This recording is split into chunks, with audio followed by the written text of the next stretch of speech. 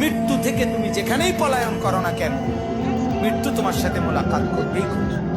তুমি দেখা করতে হবে না, সেই তোমার সাথে দেখা করবে।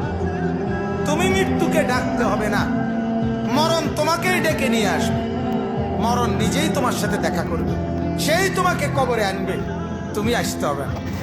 হাদিসের মধ্যে আছে, আল্লাহ নবী সাল্লাল্লাহু আলাইহি ওয়াসাল্লাম হাদিসে ইরশাদ করেছেন, প্রত্যেকটা নাফরমানের লাশ যখন খাটের মধ্যে করে কাঁধে তোলে, মানে কবরস্থানে নেওয়ার জন্য যখন লাশ খাটের মধ্যে কাঁধে তুলে নেয়, তখন এই পরিমাণ চিৎকার করে ওই নাফরমান লাশের খাটের মধ্যে।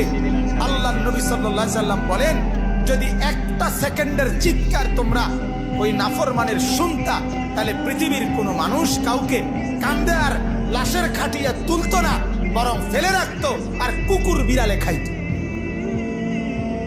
এরা শুধু চিৎকার করে নাফরমান বলে, আল্লাহর দোহাই আমার স্বজনরা আমার ওইদিকে নিও না,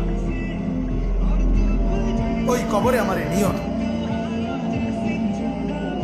নিও না আমারে ওইখানে, নিও না আমারে, নিও না। হায় তোমরা আমারে কই নিচ্ছ? তোমরা না আমার স্বজন, তোমরা না আমার সন্তান।